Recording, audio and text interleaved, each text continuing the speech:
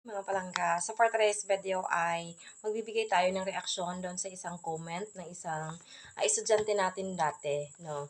So, yung comment niya ay ganito: "Kung pwede lang unta, mabalik ma'am na nag-adal na lang unta ako san maayos san high school pa lang." Ayan.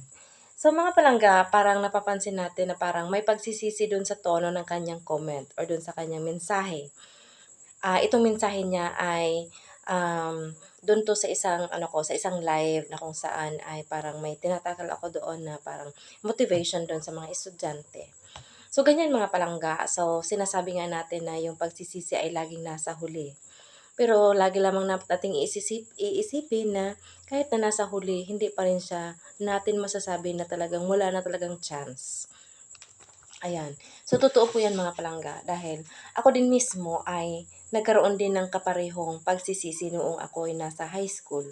Dahil alam mo mga palangga nung sa elementary, talagang maganda yung aking naging parang hindi naman yung takbo ng aking pag-aaral, hindi naman po ako nagbubulakbol noon, oh. Pero nung nag-high school ako, nung makilala ko ang mga pocketbook, 'no. So, 'yun ang mga pocketbooks na 'yan. So, parang doon ako na-hook ako doon. So, shout out sa aking teacher, sa math teacher ko na si Ma'am Nonilyn Rivera. So, ang daming pocketbooks noon ni Ma'am Nonilyn, magkaiba-iba anong klaseng mga pocketbook meron siya. So, ayan. So, ang ginagawa ko ay nanghihiram ako sa kanya ng pocketbooks kada hapon. Tapos binabasa ko 'yan. Kasi nga addict na ako doon, haring na ako doon, parang hindi ako natutulog, hindi ako nag-aaral. Parang mula pagkaumaga, pagkagising ko, ayan nagpa-pocketbook na ako, nagbabasa na. Tapos hanggang sa pag-uwi sa hapon, tapos pagka nasa klase, yung libro kasi 'di ba may libro pa tayo noon 'no, mga libro, uso pang libro. Ngayon kasi wala na tayong libro, naka-cellphone na, mga sosyal na ba. So ngayon, pagka nagkaklase, 'pag di ko bet yung teacher, ang ginagawa ko is, yung pocketbook nilalagay ko sa gitna ng aking libro. Tapos kunwari, 'di ba masabi din ang teacher na, "Okay class, please turn your book on page," ganito ganyan, ganito ganyan. Kunwari lang gali adto kay ang pocketbook to sa sulod o nandoon doon sa gitna ng libro kung saan yung page na sinasabi, 'di ba gano'n. Kuno-kuno lang ba, parang gano'n. Ayan. So, nung nag-college ako mga palangga, do'n ko na-realize na mali pala yung mga ginagawa ko. Oo, nag-e-enjoy ako doon sa mga moment na kung saan nagbabasa ako.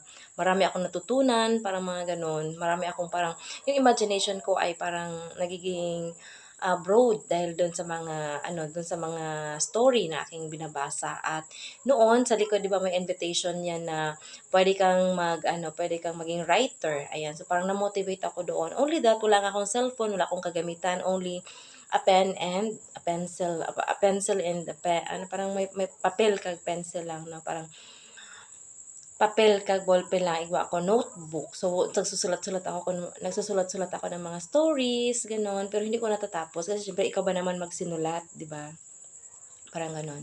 Nung nag-college ako, tumuntong ako ng college, do'n ko na-realize na dapat gin-treasure ko or dapat nakinig ako ng maayos do'n sa mga teachers ko sa high school.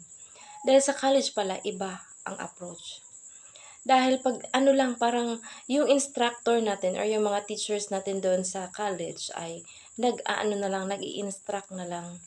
Hindi na sila yung katulad ng sa high school natin na patay-patay talaga yung ating mga teachers, na talagang hindi ka hahayaan or hindi ka iiwan hangga't hindi mo natutunan kung ano yung dapat mong matutunan dun sa lesson na yun. Sa college hindi. Natututo ka man o hindi, magmo-move forward sila sa another nila nga topic. So ganyan, bigyan ka ng topic dun sa college tapos ire-report mo gano'n. O wala kang reference kundi ikaw mismo magsumikap kung paano mo 'yan i-deliver. Ayan, so sabi ko sa sarili ko napakatanga ko 'no, napakatanga ko noon na nagpadala ako dun sa aking, emotion na